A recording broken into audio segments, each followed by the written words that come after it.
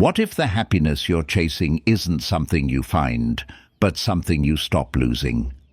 Most people think happiness is a distant reward, something that comes after the job, the relationship, the big change. But the truth is much simpler and far more radical. Happiness begins not in what changes outside you, but in what you stop allowing inside. You don't need a perfect life.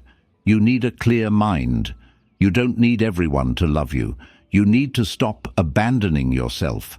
And you don't need more goals.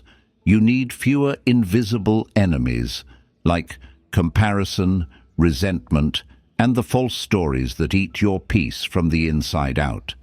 This isn't a motivational list. It's a guide to subtracting the mental habits that quietly ruin your joy. Based on Stoic principles, updated for the chaos of modern life, these 12 rules are simple, but not easy. And they're not here to impress you. They're here to free you. So if you felt stuck lately, foggy, reactive, distracted, then pause everything else and come back to the beginning. Because sometimes happiness is just clarity with the volume turned up. If you feel this already, reflect on one rule while you listen. Just one. Let it land fully. Now we begin. 1. Separate the event from the story you tell about it. Have you ever noticed how quickly a small moment becomes a big storm in your mind? Someone forgets to text back. You hear silence, and your brain fills it in with rejection. You walk past someone, and they don't smile. And now your mind tells you, they're upset with me. I must have done something wrong. But what really happened? A moment passed, and the rest was your imagination dressing it up in fear. This is how happiness disappears, quietly, invisibly, inside your own head. One of the core principles of Stoic thought is this: most suffering doesn't come from the event itself, but from the story you attach to it. Epictetus said it clearly. It's not things themselves that disturb us, but our opinions about them. And yet we rarely stop to question those opinions. We just feel them, believe them, react to them, and then call it reality. But reality is simpler than that. Reality is, he didn't reply. She looked away. The meeting was rescheduled. That's it. Everything else. They don't respect me. This always happens to me. I'm not good enough. Certainty is a layer you've added, and every added layer becomes another layer of pain. Here's the real danger. Your brain doesn't distinguish between real events and imagined threats. It reacts the same. Cortisol, tension, defensiveness. You live in a body that's wired for survival, not peace. And every time you believe your anxious story without checking it, you give it power to control your emotions, your actions, and your day. So what's the antidote? Clarity. You train your mind to pause before reacting, to describe the situation plainly, like a neutral observer. You say to yourself, this happened, that's all I know for sure. And then you stop. You don't fill in the blanks with fear. You don't let your ego write a drama where you're always the victim or the rejected one. You breathe, and you let the raw moment be enough. This skill is the beginning of emotional freedom, because once you see that your pain is optional, you stop chasing artificial highs to escape it. You no longer need validation or certainty just to feel safe. Your mind becomes quiet enough to hear something rare, peace. And it's not about pretending. You're not saying everything is okay when it's not. You're saying, I refuse to make it worse in my own mind. You still act, you still feel, but you don't distort. And that one shift gives happiness a space to return. So here's your daily reset. The next time you feel anxious, hurt, or angry, pause and name the raw event. No story, no blame, just facts. And then ask yourself, what else might be true? That small question interrupts the spiral. And that interruption is the doorway to freedom. 2. Control what's yours, your attention, your actions, your attitude. How much of your peace are you giving away without realizing it? You wake up with the best of intentions, but by midday, your mind's been hijacked by an email you didn't expect, a headline you didn't need, or someone else's mood you accidentally absorbed. And just like that, you're living in reaction, not intention. You're no longer steering the wheel. You're responding to every bump in the road, every horn, every storm cloud overhead, wondering why you feel drained when you've barely moved. This is what happens when you forget what belongs to you and what never did. The Stoics drew a clean, hard line. Epictetus called it the most important distinction in life, the difference between what's up to us and what's not. He said, "Happiness and freedom begin with a clear understanding of one principle. Some things are within our control, and others are not." And yet, most of our suffering comes from living as if this line doesn't exist. We worry about people's opinions. We obsess over outcomes. We try to control timing, perception, even how we're remembered. But none of those are ours. They never were. What is yours? What you choose to focus on? What you decide to do? How you respond? That's it. But that's enough. Because when you start focusing only on what's yours, you get your power back. Here's what that looks like in real life. Instead of scrolling through things that anger you, you reclaim your attention. Instead of trying to fix someone else's emotions, you regulate your own. Instead of bracing for a perfect result, you show up and act with full effort, regardless of how it ends. The mind starts to quiet when it knows it's done its job. It doesn't need control over everything. It just needs to feel like it's aligned with something real. And what's real is this: your next move, your next breath, your next decision. That's always enough ground to stand on. But there's one trap to watch out for: distraction disguised as responsibility. You'll be tempted to say, "But I need to check in on them. I can't stop thinking about what they said. I just want to know how it ends." That's not care. That's attachment dressed up as duty, and it's leaking your energy into places it can't do any good.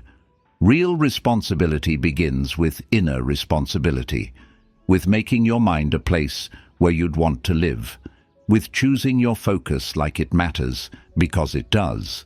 So if your day feels scattered, ask yourself one question: am I choosing this thought, this action, this emotion, or is it choosing me? If it's not something you would have selected on purpose, let it go. Bring your focus back. Your job isn't to control the whole world. Your job is to be in command of the tiny, powerful world that lives between your ears.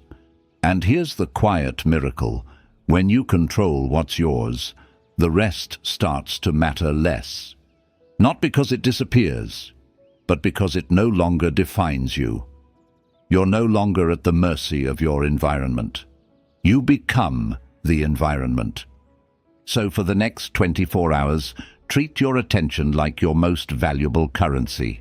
Spend it where it builds peace. Spend it where it grows purpose. And stop throwing it at things that only drain you. 3. Reduce desire on purpose. Want less. Suffer less. Most people don't realize it, but their unhappiness isn't caused by what's missing. It's caused by wanting it so badly. There's this constant hum in the background of our lives, the craving for more.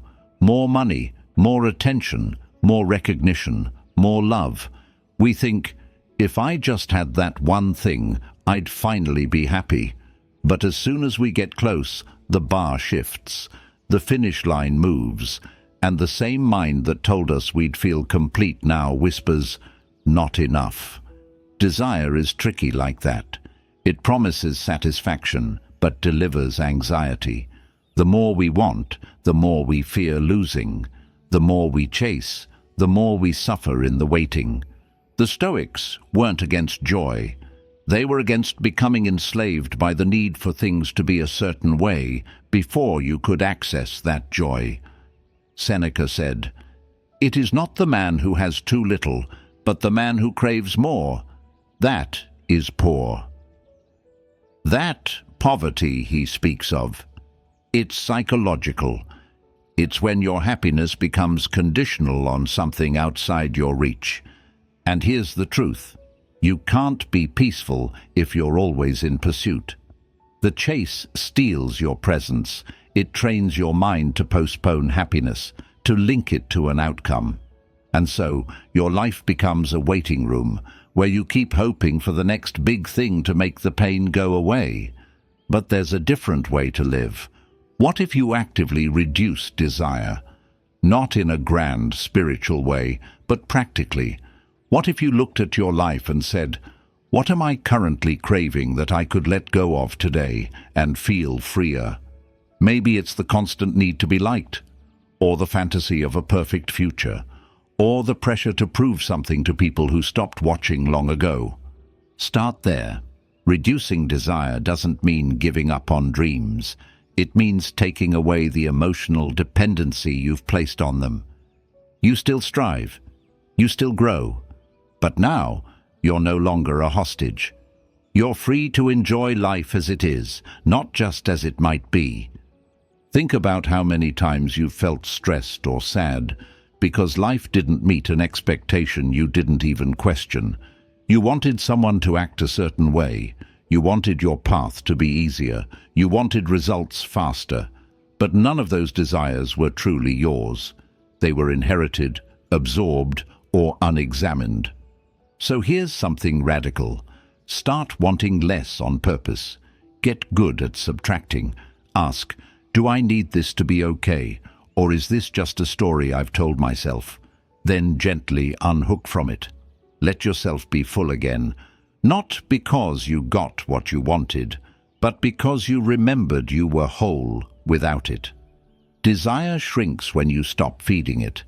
Every time you choose peace over proving, simplicity over status, reality over fantasy, you're weakening the grip of craving.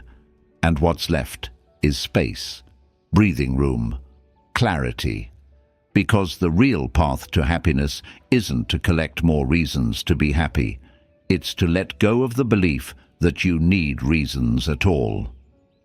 4. Stop negotiating with impulses. Pause, then choose. How many regrets in your life started with a sentence like, "I knew I shouldn't have"? We all have these moments, when we eat something we said we wouldn't, when we lash out in anger, when we scroll for hours, knowing full well it's making us feel worse. And afterward, we wonder why we gave in, why we felt powerless, why the same patterns keep repeating, no matter how much we know better. The answer is simple, but not easy. You're letting the impulse speak first. Impulse is fast, emotional, and loud. It shows up like a pushy salesperson. Act now. Don't think. This is urgent. It hijacks your nervous system, narrows your focus, and makes the future seem far away. That's why people gamble away savings, blow up relationships, or quit projects right before the breakthrough. It's not that they're weak. It's that they keep treating temporary feelings like final truths. The Stoics had a different way of approaching this. Epictetus taught that between the event and your reaction, there is a space, and that space is your power. If you can hold yourself in that space for even a few seconds, long enough to see the impulse for what it is, you reclaim control. You go from reacting to responding, and that's the core shift. Reaction is automatic. Response is conscious. You don't need to become a monk or detach from all emotion to do this. You just need to practice one thing, the sacred pause. The sacred pause is a deliberate breath, a silent count, a turning inward for a moment before you act. It doesn't need to be dramatic. No one even needs to know you're doing it. But in that pause, you regain something vital. Your ability to choose who you want to be in the next second. Impulse says, "You can't resist." The pause replies, "Watch me." And here's the beautiful part. The more often you pause, the less power the impulse has next time. It's like a muscle. The first time you hold your tongue or walk away from the urge to check your phone, it feels like lifting 100-pound weight. But the next time, it's lighter. And eventually, you're not even tempted. You've retrained your response. But most people don't pause. They justify. They argue. They try to reason with the urge. And in doing so, they give it more time to grow. That's why this point is called stop negotiating with impulses. The more you talk to the craving, the more it convinces you. Just like you wouldn't try to out-talk a storm, you'd take shelter. That's what the pause is. Shelter from the chaos of the moment. So try this. Next time you feel the urge to act from emotion, whether it's to yell, eat, avoid, escape, do nothing. Just 5 seconds of stillness. Breathe. Look at it. Watch it rise. Then let it fall without following it. Most impulses pass if you let them. It's the acting on them that gives them life. And as you practice this, you'll start to notice something powerful. You're not your urges. You're not your thoughts. You're the space that chooses what to do with them. That's freedom. And with that freedom, you make room for real happiness. Not the short-term hit of dopamine, but the long-term peace of living with integrity. 5. Protect your peace with boundaries, not explanations. How many times have you felt exhausted not from what you did, but from what you tolerated? From bending yourself to fit someone else's expectations, or explaining yourself over and over to someone who never really listened? That's not peace. That's emotional debt. And you pay it every time you keep the door open to people who trample your silence. The Stoics had a very clear view of this. Epictetus said, "If someone succeeds in provoking you, realize that your mind is complicit in the provocation. He wasn't blaming you, he was liberating you. Your peace isn't something the world grants you when it's being kind. It's something you maintain, moment by moment, by not letting other people's chaos rent space in your mind." Boundaries, in this sense, are not walls. They are doors you choose when to open and when to firmly close. And the most powerful ones are the ones you don't need to justify. When you explain your boundary too much, you risk turning it into a negotiation. You invite rebuttal. You open yourself to guilt, to manipulation, to that subtle pressure to just be nice. But peace doesn't grow in people-pleasing soil. It grows in clarity. You don't need to say, "I'm not answering this call because I'm tired." You can just not answer. You don't need to say, "I won't attend because I feel drained." You can just say, "I won't make it." You don't need to draft long emotional texts to someone who has repeatedly disrespected your time, your energy, or your values. A short silence can say everything, or a single line, "This no longer works for me." Here's where most people get stuck. They confuse kindness with self-erasure. They think a boundary is a rejection. But the truth is, a boundary is a form of honesty. It's telling the world, "This is what I will allow in my life, and this is what I won't." It's telling yourself, "I matter enough to protect my mind." Notice this. Every time you over-explain, you start editing yourself. You twist your words, soften your truth, Add disclaimers to your no, hoping the other person won't be offended. But that's not connection, that's performance. It drains you because it's fake. Real peace is quiet. It doesn't need applause, it doesn't need approval, and it certainly doesn't need permission. So here's the shift. Instead of trying to get people to understand your boundary, start building the muscle to hold it, without drama, without apology, and watch how your nervous system begins to trust you again. Watch how you stop rehearsing conversations in your head. Watch how light your life becomes when you stop dragging explanations behind every step forward. There's a kind of happiness that doesn't come from adding more. It comes from removing what depletes you.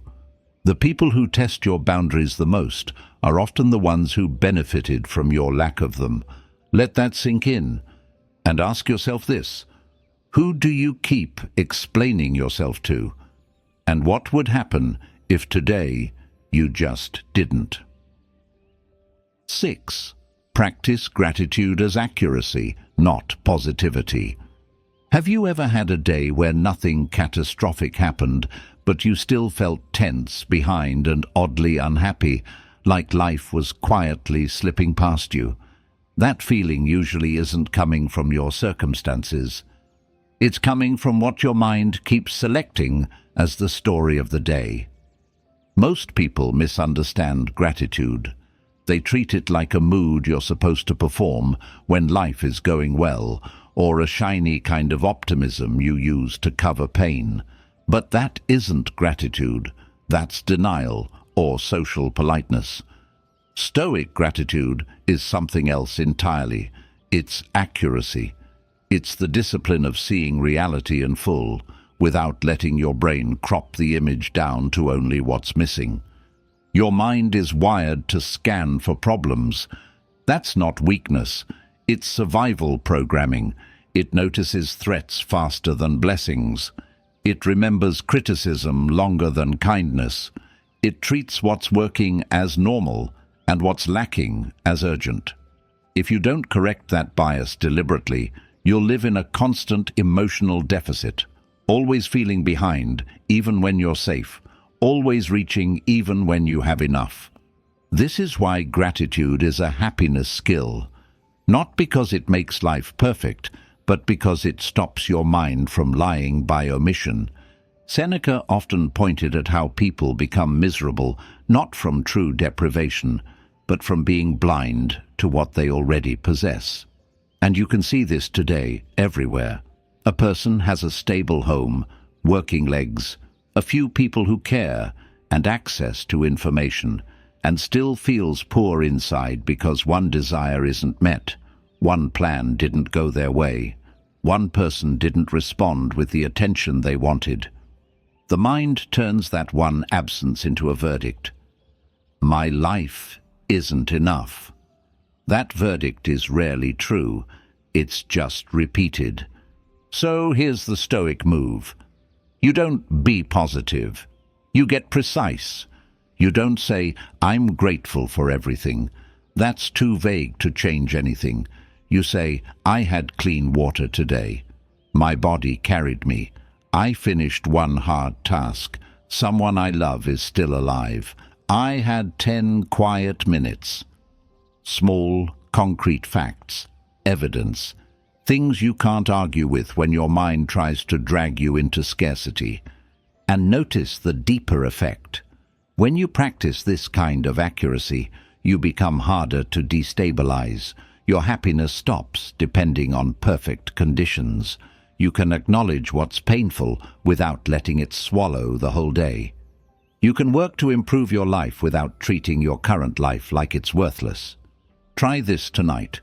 Before you sleep, ask one question. What did I take for granted today that would be devastating to lose? Don't answer dramatically. Answer honestly.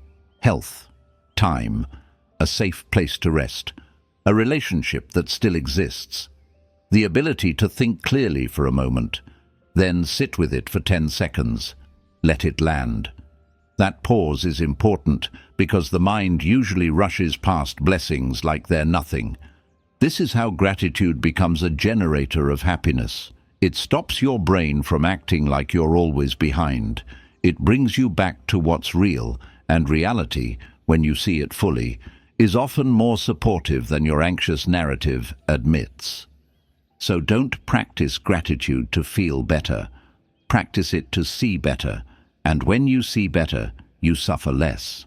And when you suffer less, happiness stops feeling like a rare event and starts feeling like a stable baseline you can actually live from. 7. Let go of grudges fast. Resentment is self-harm with a memory. Have you ever replayed an old moment in your head, something someone said, something they did, and felt your body tighten like it's happening again right now? Your chest gets hot, your jaw clenches, your mind starts building speeches you'll never deliver. And the strangest part is, the other person is probably living their day, eating, laughing, sleeping fine. Meanwhile, you're paying the bill for what they did, again and again. That's what a grudge really is. You staying emotionally attached to the person who hurt you. Stoicism doesn't ask you to pretend it didn't happen. It asks you to stop letting it own you. Marcus Aurelius wrote about how the best revenge is not to be like the one who did the harm. That's not a moral slogan, it's a psychological strategy. Because when you carry resentment, you start becoming shaped by the very thing you hate.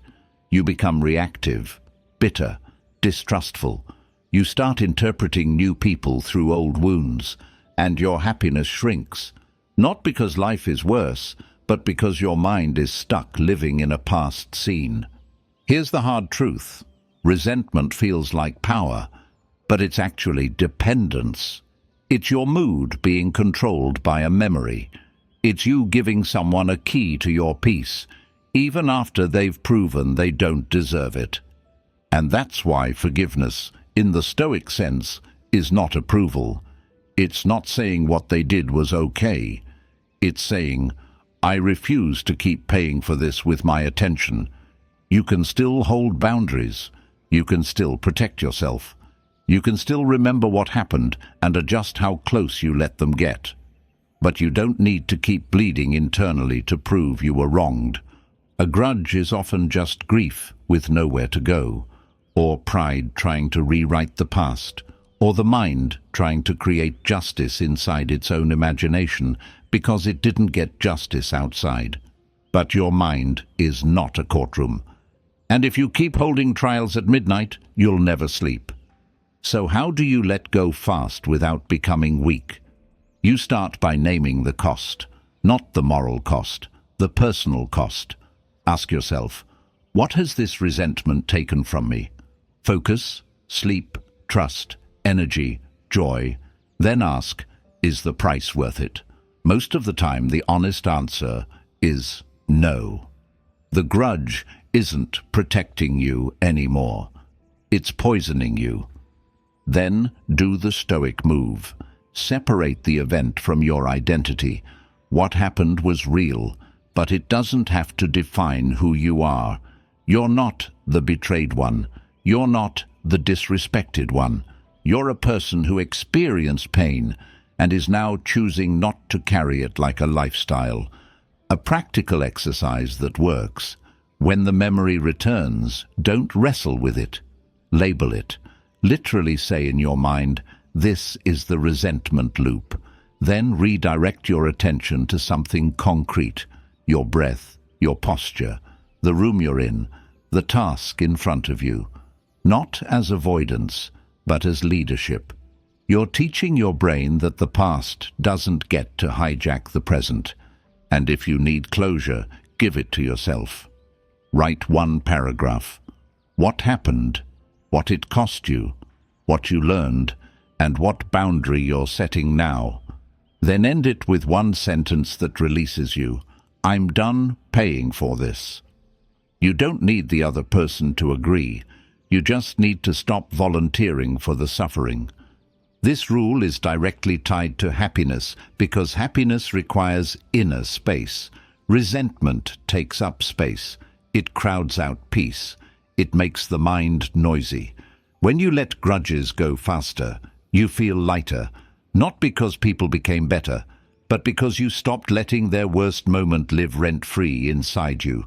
So ask yourself today, who am I still carrying? And what would happen if, for your own sake, you put the weight down without denying the lesson?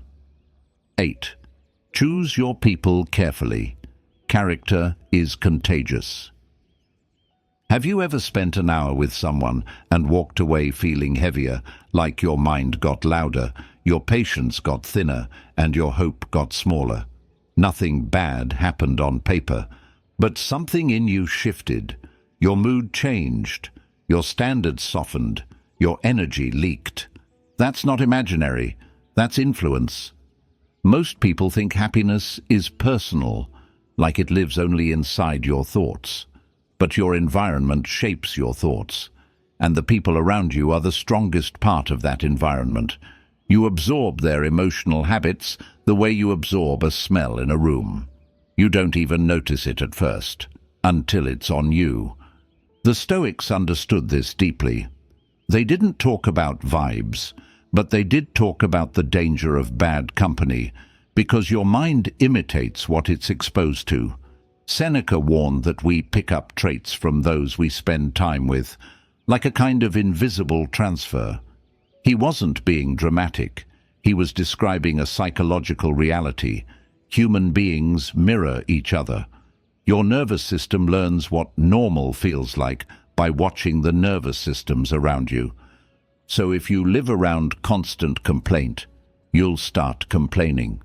If you live around cynicism, your optimism will quietly rot. If you live around impulsive people, discipline will feel unnatural. And if you live around gossip, you'll start living in other people's lives instead of building your own. This is why choosing your people is not a social preference. It's a happiness strategy. Because happiness isn't just a feeling you chase, it's a life you build. And you can't build a calm life while constantly inhaling chaos. Now, this doesn't mean you cut everyone off. It means you become intentional about closeness. It means you stop calling loyalty what is actually just fear of being alone. You stop keeping people near you out of habit, history, or guilt when their presence repeatedly drags you into a version of yourself you don't respect. A good question is, who brings out the best in me without needing me to perform? Not who entertains you, not who flatters you, not who gets you when you're being toxic too, but who raises your standards simply by how they live. People teach you what to tolerate. If your closest circle treats disrespect like a joke, you'll start laughing at disrespect. If your circle treats discipline like obsession, you'll start feeling ashamed for trying. If your circle treats growth like a threat, you'll start shrinking to keep the peace. And that shrinking is one of the quietest killers of happiness. Marcus Aurelius didn't write his meditations in a vacuum. He wrote them while surrounded by politics, pressure, and flawed people. And still, he constantly reminded himself to protect his inner world. One of the best ways to protect your inner world is to stop feeding it with environments that corrupt it. So, here's the practice. Take inventory of your inputs. For 1 week, notice how you feel after you speak to certain people, not just in the moment, after. Do you feel clearer or more confused? Calmer or more agitated? More capable or more helpless? More grounded or more needy? Then act on what you notice, quietly. You don't need announcements. You don't need long speeches. You adjust access. You shorten conversations. You stop sharing your goals with people who can't hold them with respect. You spend more time with those who are steady, honest, disciplined, and kind, because you will become more like them without forcing it.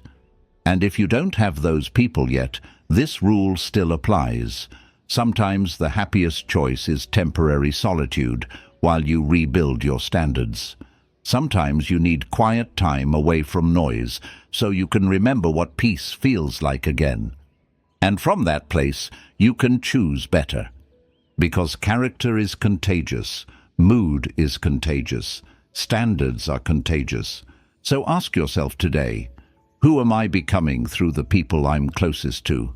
And if the answer scares you, don't panic. Just start choosing differently, slowly, intentionally, like your happiness depends on it. 9. Build a simple daily rhythm: sleep, movement, sunlight, and quiet. Why does everything feel harder when you're tired? Even things that should be simple, like being patient, focused, or calm. Most people blame their personality. I'm just anxious. I'm not disciplined. I overthink. But often it's not your personality, it's your physiology. Your mind is trying to do Stoicism inside a body that's running on fumes. This is one of the most overlooked rules for happiness. Your philosophy is only as strong as your daily rhythm. Stoicism is mental, yes, but your mind lives in a body, and when the body is dysregulated, the mind becomes dramatic. Small problems feel huge. Minor stress feels like danger. You don't choose wisely. You grab relief. You don't think clearly. You react.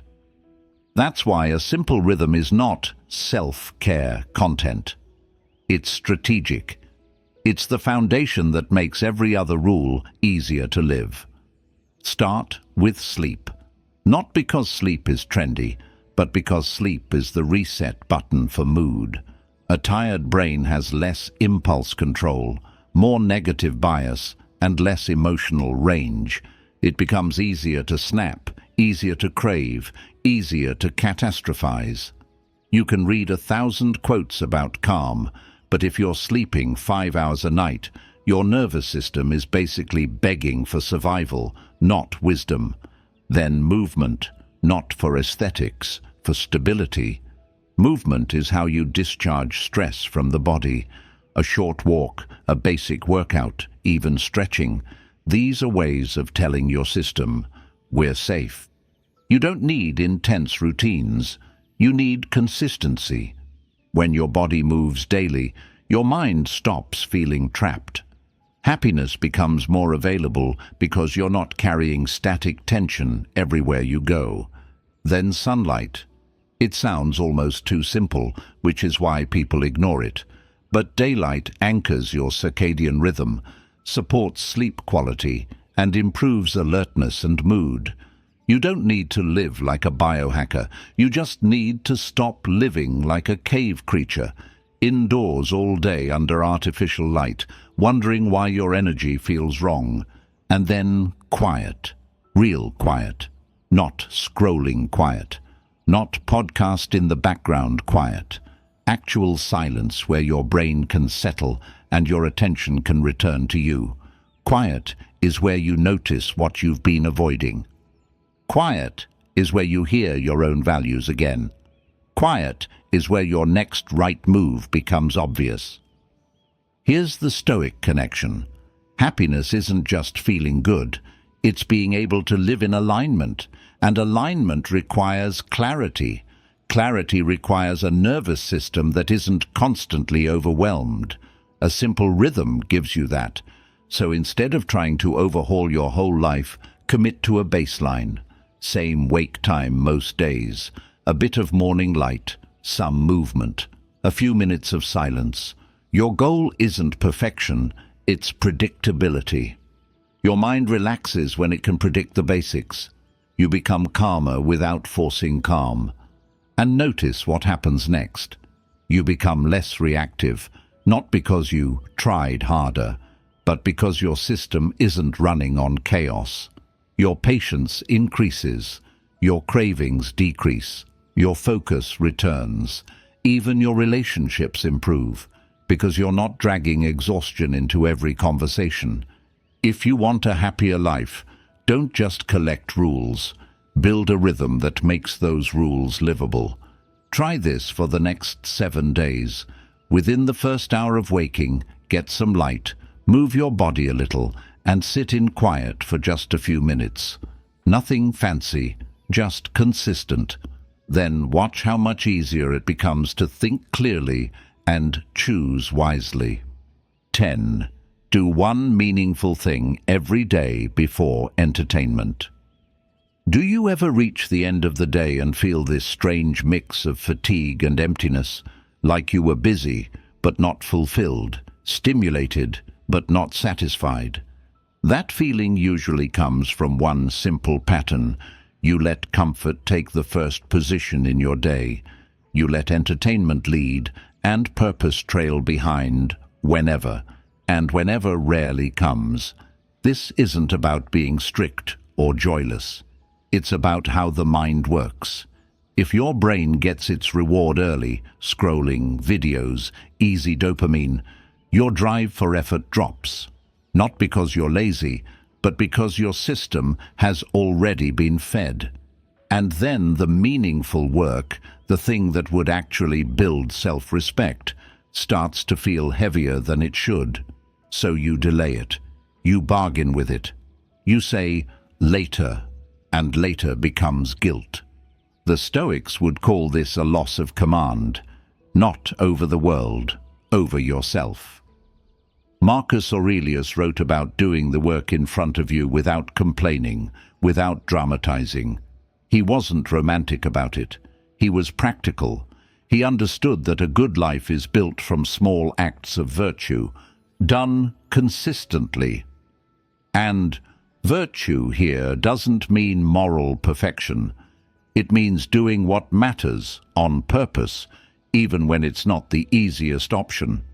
Happiness grows from that, not the loud happiness of temporary pleasure, but the quiet happiness of knowing you didn't abandon yourself today. Here's the key. Entertainment is not the enemy. The order is. When entertainment comes first, your day becomes a chase for comfort. When meaning comes first, entertainment becomes cleaner. It feels earned, it stops being escape, and becomes rest. So what counts as one meaningful thing? It's not necessarily huge. It's something that moves your life forward in a real way. One workout, one honest conversation you've been avoiding, 30 focused minutes on your craft, paying a bill you've been procrastinating, writing one page, learning one skill, cleaning your space, taking one step toward a goal that matters. It's a deposit into your future self, and the psychological effect is immediate. The moment you do something meaningful first, you feel more in control. Your mind stops buzzing. Your mood stabilizes. You walk differently. You're not begging the day to feel good. You're building a reason to respect yourself. That's why this rule is directly tied to happiness. Self-respect is a deeper form of peace. When you respect yourself, you don't need as much external validation. You don't need constant stimulation. You're less vulnerable to boredom and comparison because you're quietly proud of your direction. Now here's the danger most people miss. When you don't do anything meaningful, you still try to feel okay. So you reach for more entertainment to numb the discomfort. That creates a loop. Emptiness, distraction, more emptiness, more distraction. Not because you're broken, but because you're starving for purpose. This rule breaks the loop. So try a simple experiment tomorrow. Delay entertainment until you've done one meaningful thing. No phone, no scrolling, no videos, just long enough to earn your first reward. Then notice what happens. Your entertainment will feel better. Your guilt will shrink, and your day will have a spine. Because happiness isn't only about pleasure. It's about living a day that feels earned. 11. Train for discomfort. Small voluntary hardship builds calm. Do you ever wonder why tiny inconveniences feel so big lately? Why a slow line, a boring task, a cold morning, a small delay can irritate you more than it should? That's usually not because life got harder. It's because you got used to comfort being constant. When your brain expects ease all the time, normal life starts to feel offensive. Any friction feels like a problem. Any effort feels like suffering. And then happiness becomes fragile because it depends on life staying smooth, which it never will. The Stoics had a direct remedy for this. Practice discomfort on purpose. Not because pain is noble, but because voluntary hardship builds inner stability.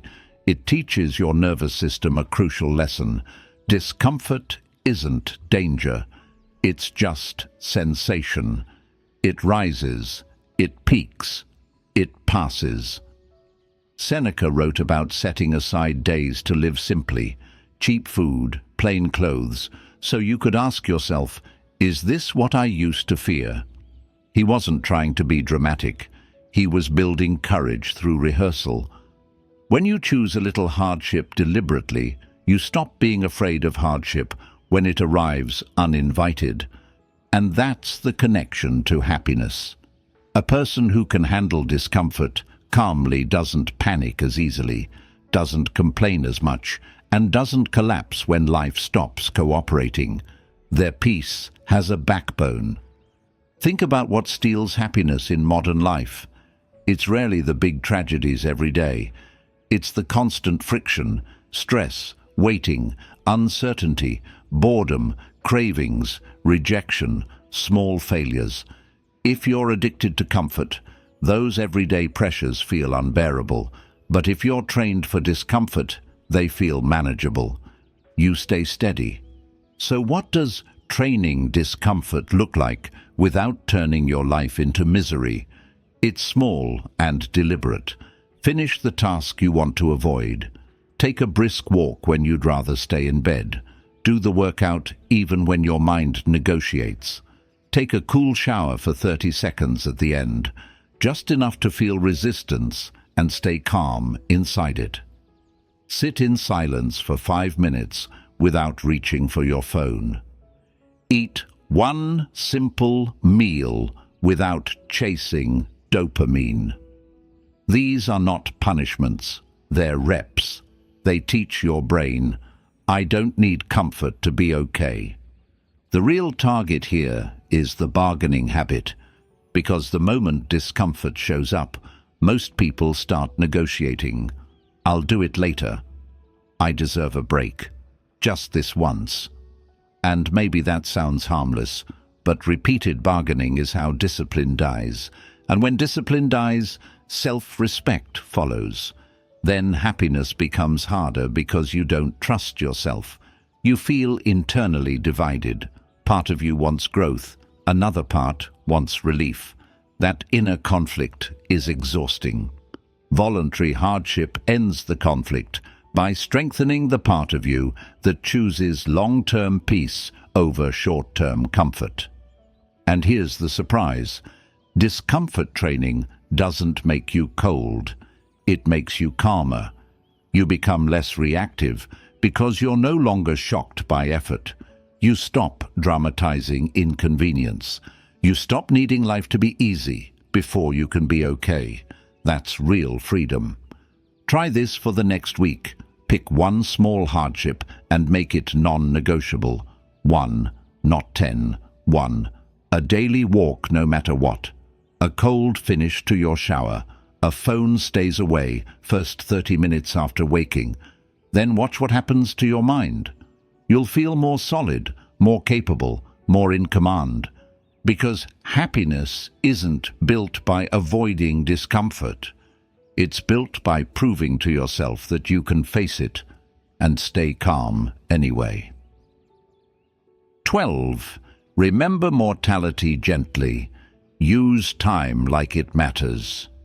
Picture a normal Tuesday. You wake up, check your phone, get pulled into little fires, little errands, little conversations that somehow eat the whole day. And then, without noticing when it happened, it's night again. You're tired, but not satisfied. And you can't even explain what you lived, only what you managed. That's what forgetting mortality does. It turns your days into background noise. The Stoics didn't talk about death to scare you. They talked about it to wake you up. Marcus Aurelius wrote to himself as if he might not have much time, because none of us do. Not in a dramatic way, in a practical way. A use what you have while you have it kind of way. Happiness gets heavier when you live like time is unlimited, because you start wasting it on things that don't deserve it. You keep arguing with people who don't care. You keep postponing the work that would make you proud. You keep delaying the conversation that would heal the relationship. You keep living like your real life begins later, and later keeps moving. But when you remember gently that you are not here forever, something shifts. You stop treating your attention like it's cheap. You stop letting random people rent space in your head. You stop trading your mornings for meaningless distractions and calling it rest. This is one of the most reliable ways to become happier, not by chasing pleasure, but by clarifying priorities. Because the mind becomes calmer when it knows what matters. Seneca wrote that it isn't that we have a short time to live, but that we waste a lot of it. That line stings because it's true. Not just wasted on entertainment, wasted on resentment, on indecision, on trying to impress people who won't remember you in a year, on fear of being judged, on perfectionism that never allows you to begin. And here's the irony. We often delay living because we want certainty. We want guarantees.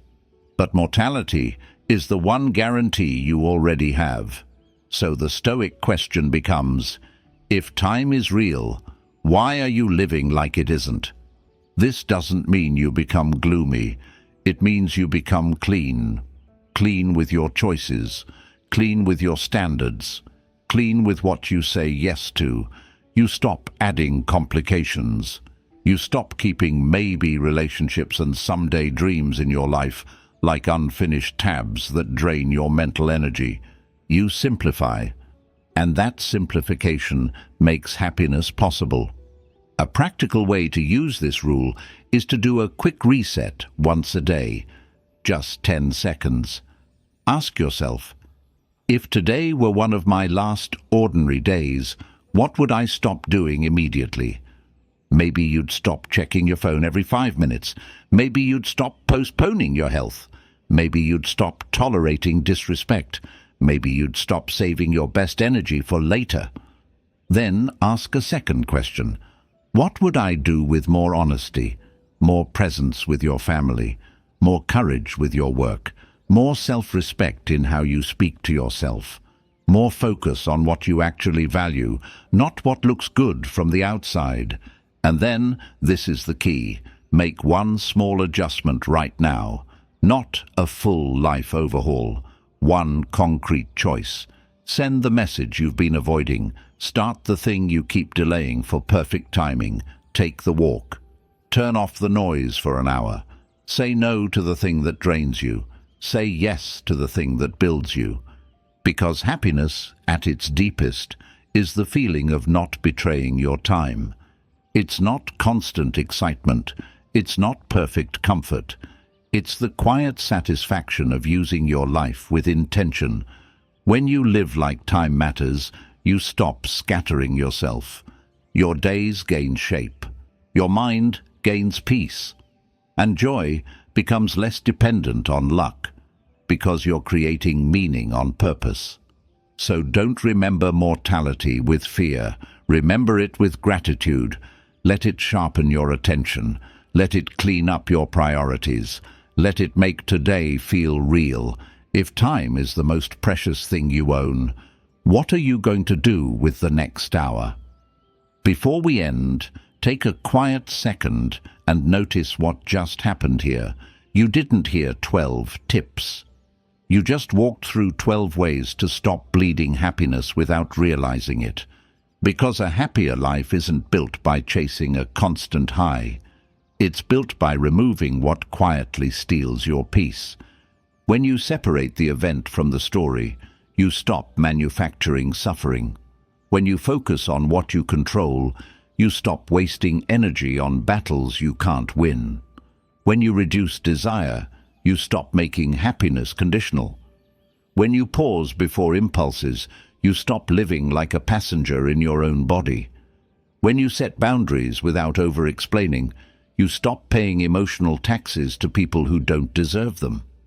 When you practice gratitude as accuracy, you stop letting your mind lie to you by only counting what's missing. When you drop grudges faster, you stop keeping the wound open just to prove you were hurt. When you choose your people with intention, you stop absorbing chaos as if it's normal. When you build a basic daily rhythm, your mind finally has a stable home to live in. When you do one meaningful thing before entertainment, you stop ending your days with that hollow feeling of, where did my life go? When you train for discomfort, you stop fearing effort and you become calm under pressure. And when you remember mortality gently, you stop postponing the life you keep saying you want. None of this requires a perfect personality. It requires practice. Small, honest practice. So here's the simplest way to take this episode into real life. Don't try to do all 12.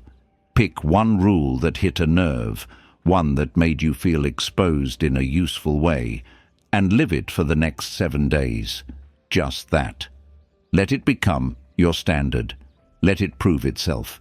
If it works, keep it. If it doesn't, adjust. But don't let this become content you consume and forget. Let it become a decision you repeat.